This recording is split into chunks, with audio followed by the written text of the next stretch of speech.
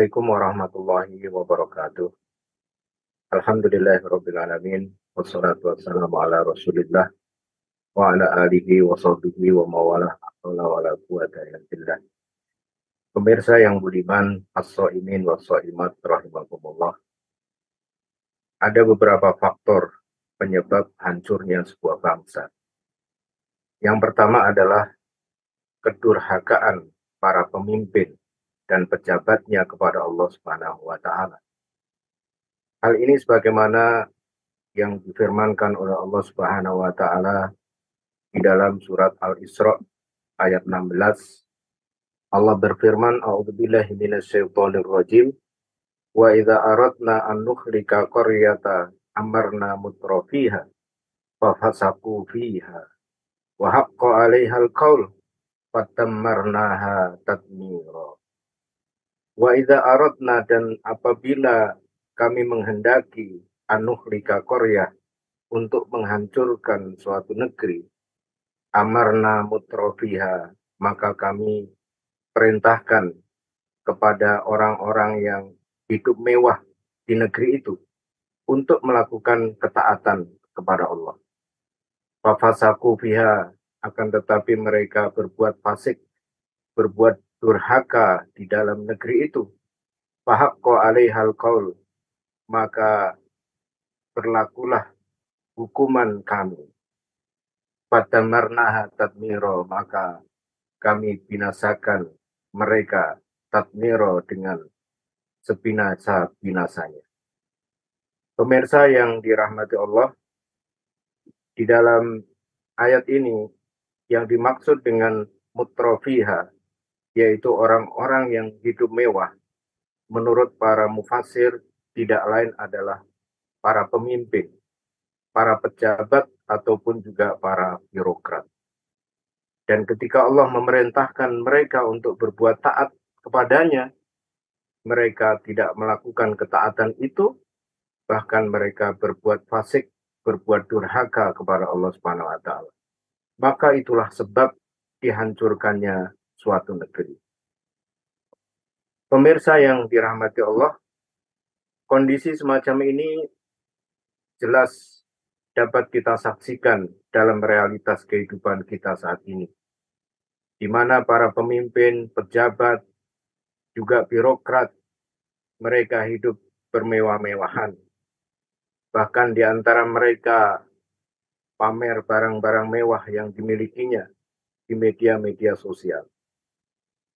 Mereka diperintahkan untuk taat kepada Allah, diperintahkan untuk mengatur urusan rakyat dengan menggunakan hukum-hukum Allah. Namun mereka justru menerapkan hukum sekuler demokrasi yang jelas bertentangan dengan Islam. Tentu ini merupakan bentuk kedurhakaan kepada Allah yang sangat nyata. Sikap seperti inilah yang telah menyebabkan dihancurkannya umat-umat terdahulu, seperti kaum Nabi Nuh, kaum Nabi Soleh, kaum Nabi Lot, dan sebagainya. Pemirsa yang budiman, faktor kedua yang menyebabkan kehancuran sebuah bangsa adalah tidak ditegakkannya dakwah amar ma'ruf nahi mungkar atas berbagai kemaksiatan dan kemungkaran yang ada di tengah masyarakat. Ini sebagaimana pernah disabdakan oleh baginda Nabi SAW, suatu ketika ada salah seorang sahabat yang bertanya kepada Nabi Muhammad SAW, "Ya Rasulullah, atahliku qaryata wa fiha salihun?"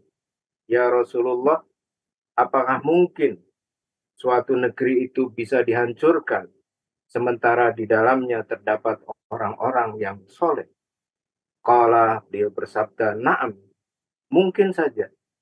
Qila, sahabat itu kembali bertanya, "Bima ya Rasulullah, kenapa bisa demikian ya Rasulullah?"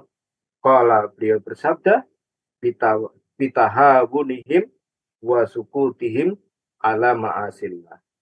Yaitu disebabkan karena sikap mereka yang meremehkan kemaksiatan-kemaksiatan yang ada, wasukutihim, dan sikap diam mereka, ya, ala ma'asillah, terhadap berbagai kemaksiatan kepada Allah yang terjadi di tengah-tengah masyarakat itu. Pemirsa yang budiman, demikianlah di antara faktor penyebab kehancuran suatu bangsa. Saat ini kita melihat dengan jelas kemungkaran yang sangat nyata, kemungkaran yang ditimbulkan oleh penerapan sistem sekuler demokrasi, sistem yang menghalalkan apa yang diharamkan oleh Allah dan mengharamkan apa yang dihalalkan oleh Allah. Jika kemungkaran ini diremehkan dan didiamkan, maka kehancuran negeri ini niscaya akan terjadi. Karena itu, agar kehancuran ini tidak terjadi, dakwah harus ditegakkan dan digencarkan, bukan justru dihalang-halangi ataupun dirintangi. Dakwah yang harus dilakukan pun bukan sembarang dakwah, melainkan dakwah yang mengajak pada ketaatan kepada Allah secara total, yaitu ketaatan dalam wujud penerapan Islam secara kafah. Pemirsa yang budiman, marilah kita menjadi bagian dari dakwah ini. Dakwah yang akan menyelamatkan negeri ini dari kehancuran, dan dakwah yang akan membawa negeri menuju kemakmuran, kejayaan, dan kemuliaan. Wassalamualaikum warahmatullahi wabarakatuh.